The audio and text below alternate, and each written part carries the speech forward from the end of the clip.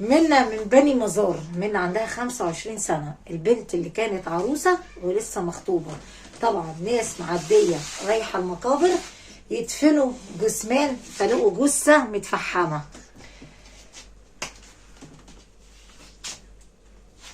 السلام عليكم ورحمة الله وبركاته.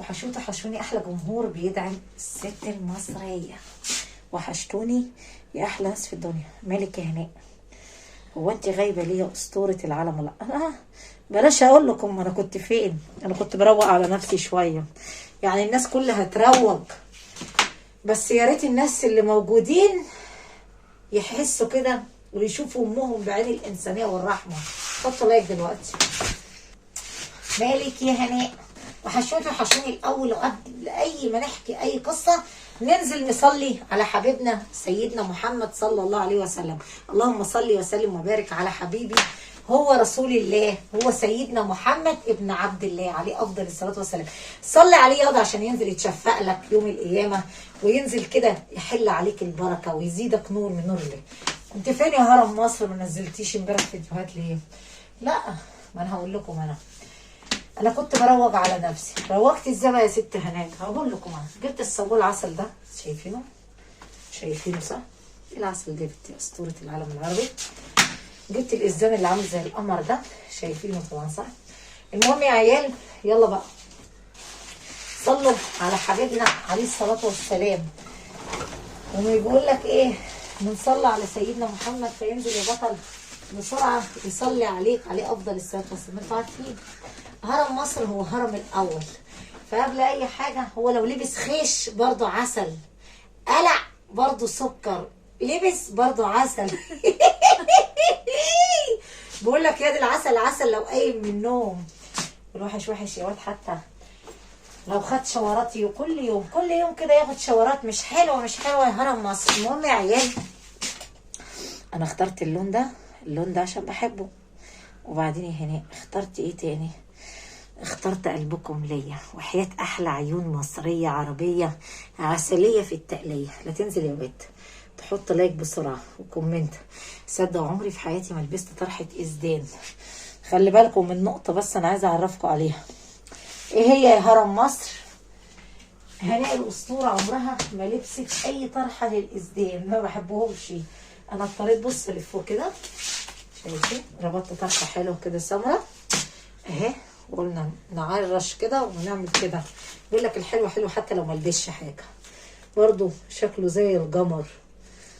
وانتوا القمر طبعا قبل هناء هرم مصر. المهم يا عيال تحطوا لايك كده ونبدا بالصلاه على النبي عليه افضل الصلاه والسلام. وبعدين يا هرمات، يا الهرم كله اللي ملعلط معانا النهارده، انا بقى نزلت وسط البلد قبل ما نبدا القصه اهو. نزلت وسط البلد، هرم مصر نزل وسط البلد، قعد يروض على نفسه وقال يشتري كده حاجه يعني الناس كلها تلبس وانا ما البسش، الناس كلها تلعلط وانا ما لعلطش. ده انا حتى بيقول لك ايه، سكر حتى لو ما البسش بيبقى معروف كده. لعلطي يا هناء، لعلطي يا هرم، ما كنتش انت تلعلط مين اللي يلعلط؟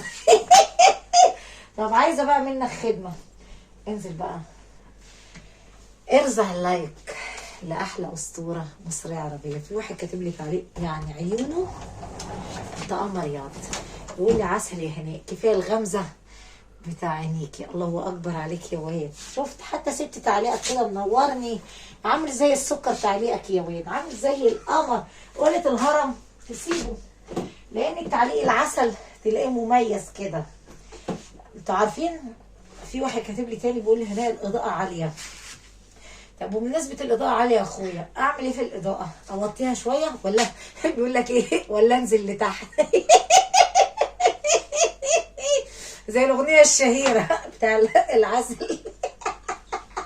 بلاش عشان ما أضحكش كتير، عشان في ناس مش ما بيعجبهاش ضحكي، ما بيعجبهاش نفسي تبقى مفتوحة. في ناس بيعجبها السم أكون إيه؟ ساكتة. سكوتي بيعمل معاهم إيه؟ بحس إن هما إيه؟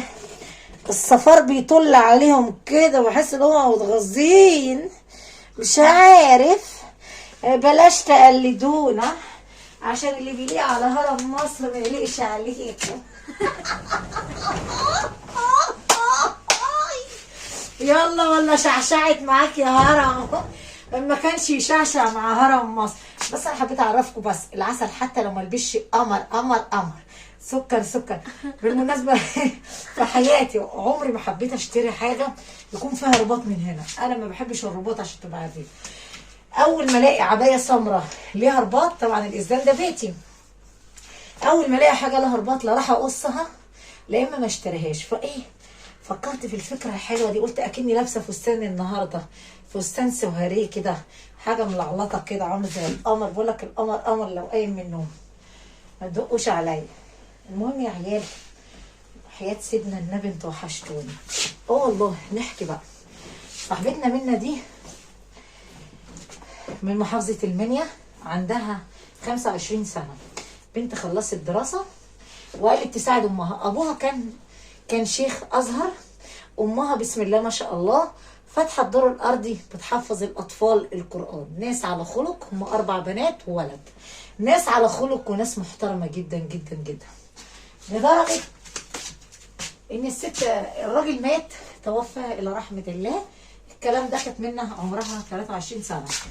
الام قالت لبنتها يا بنتي عشان خاطري بلاش تشتغلي، خاف عليكي يا بنتي. فاكرين ده؟ والله كتر خيره. عارفين البتاع ده من امتى؟ بقاله 5 سنين، من 2020 الإذان. الحمد لله. برضه انا بحبه لاني بقول لك من حمد وزاده. عمري ما افترى على الحاجه اللي شهرتني ودلعتني وطلعتني. بيقول لك من افترى على قديم وتاه. انا ما اقدرش افترى على قديمي، انا خليل المطبخ. المهم ان انا ابتدي العلط واغير فيهم كده. المهم يا واد، البنت عمرها 3 وايه يا واد 23 سنه، بقى عندها 25 سنه. الراجل ميت بقاله، حتى الصابون يا راجل والله العظيم كويس ان الملكه اللي علطت قالت تلعلط شويه على نفسها كده وتظبط نفسها يعني. يلا الناس في واحد بيكتب لي يقول لي ايه يا شيخه هاتي لك عبايه، ودي من افترى على قديم وتاه. العبايه دي كنت انا عايشه مع جوزي، فاهماني؟ العبايه دي من 2015، بقى 10 سنين، وعمري ما افتريت عليهم. بقول لك من افترى على الله، فربنا ما بيحبش العبد يا واد اللي بيفتري. المهم خلينا في القصه بتاعتنا يا واد. بص يا واد، نحط لك دلوقتي كومنت حلو. بقول لك ايه يا واد، بيقول لك ايه من نسي قديم وتاه.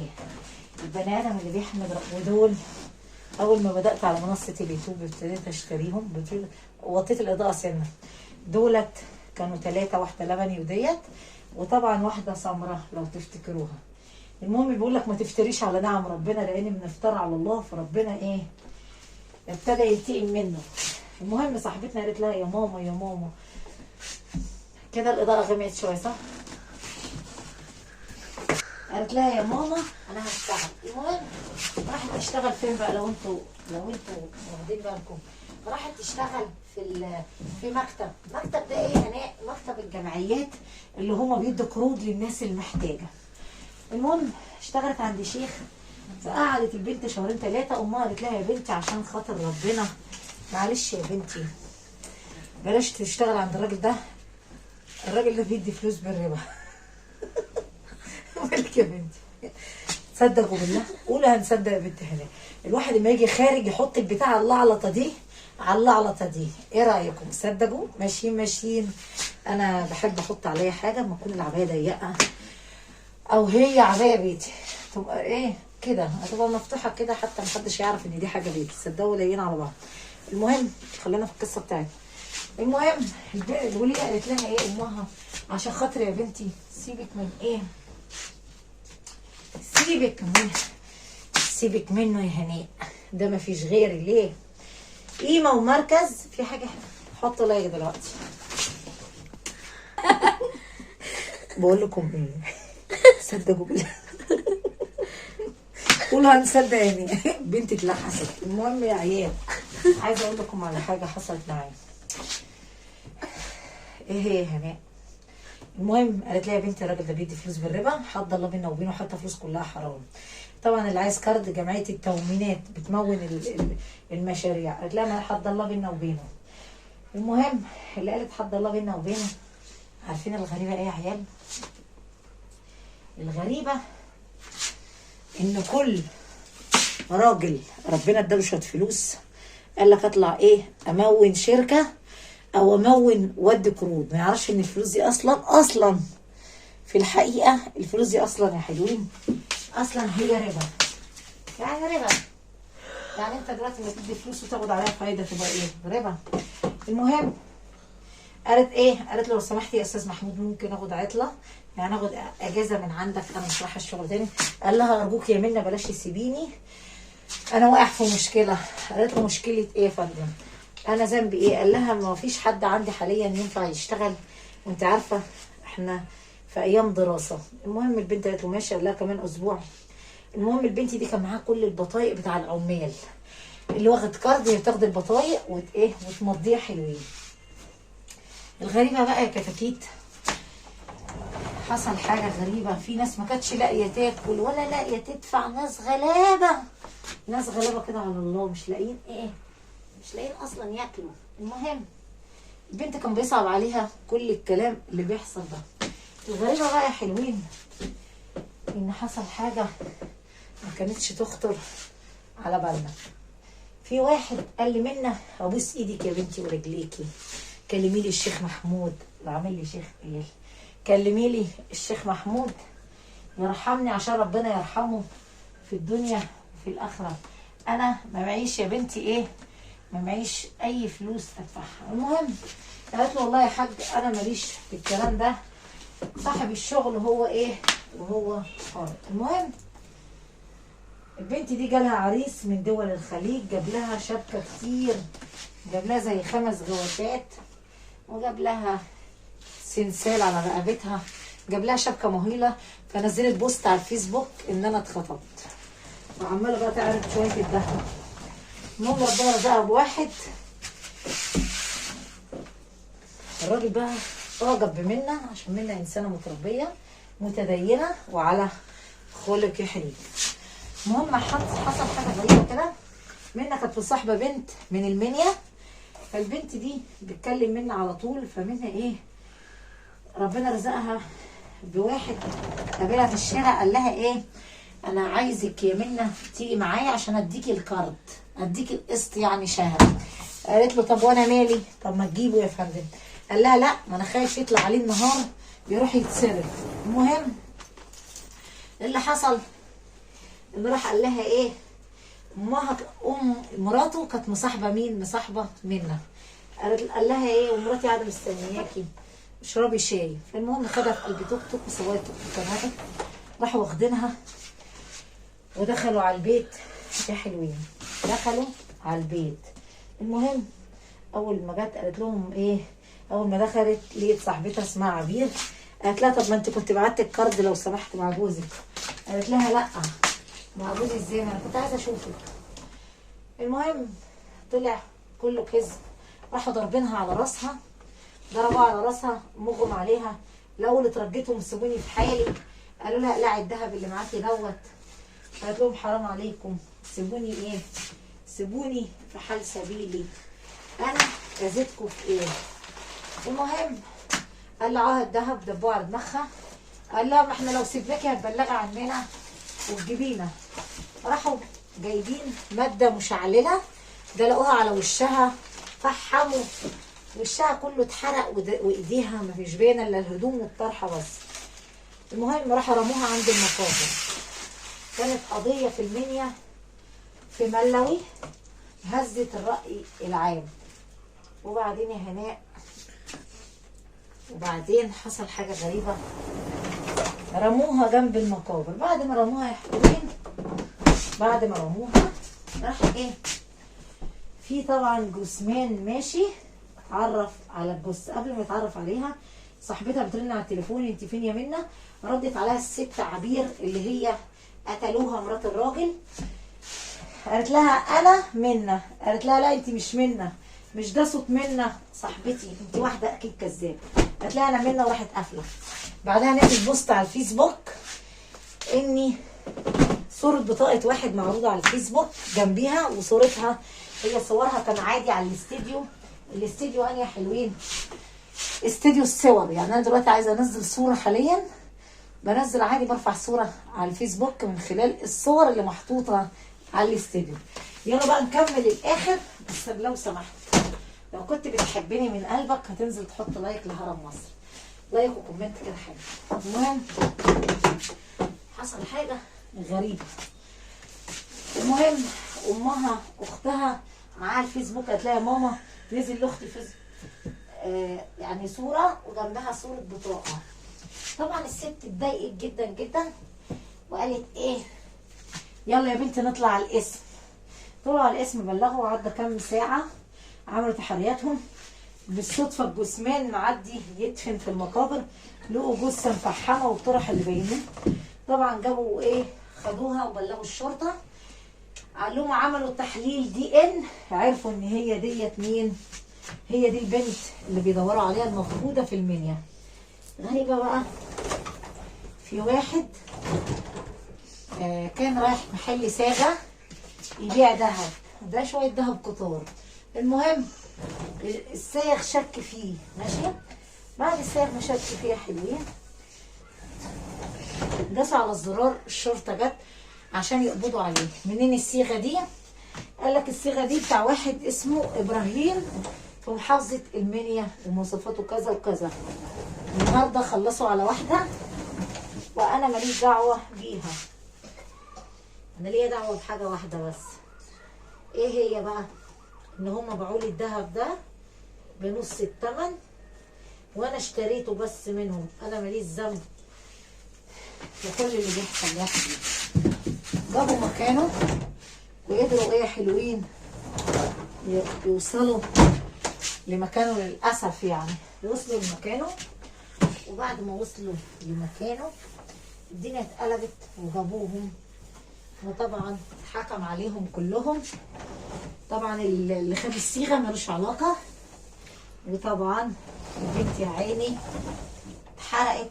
وطبعا كفون الجثه، بيقول لك اكرام الميت دفنه، كل ده عشان شويه ذهب بس، قتلوه عشان الذهب وعشان في نفس الوقت ايه، يدفعوا الكارد يا حلوين.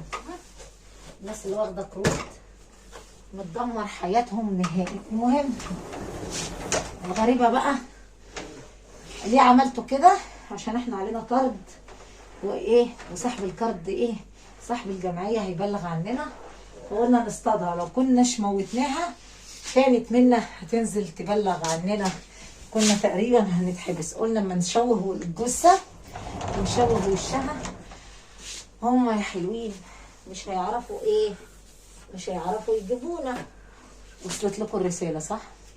المهم يا حلوين حبسوا كلهم حبس مؤبد كلهم، طبعا الست وصاحب التوك توك والراجل اللي عليه ايه يا حلوين، اللي عليه كارد.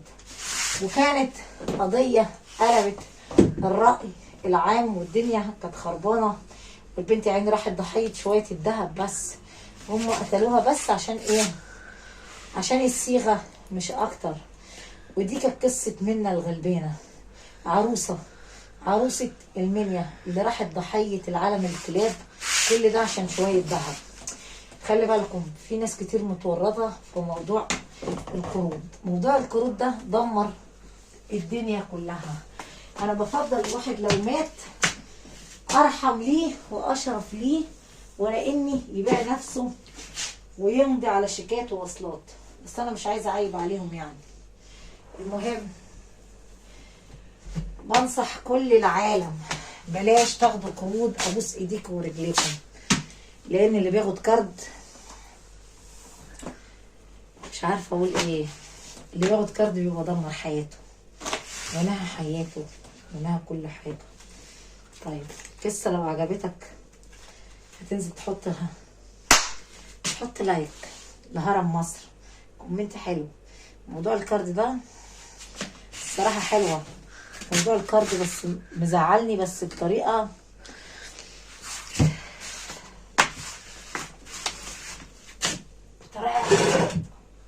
بطريقه حلوين مش حلو. وبعدين خلاص خير. في ناس راحت ضحيه القروض، في ناس اتحبست بسبب القروض، في ناس ضاعت بسبب القروض، في واحد رمى نفسه من فوق الكوبري في الدائري عشان القروض، عشان عليه فلوس كتير أو. طيب لو عجبتك القصه يا واد هتنزل تحط لايك وكومنت حلو كده، وتشجع الست المصريه البسيطه، الست الغلبانه اللي على الله، ها، الست اللي بتجيب الجنيه بالحلال عشان تسد المصايب اللي عليها. ودي كانت قصتنا النهارده يا احلى جمهور دعم الست المصريه. حبكم كتير ومنتظر كلامكم.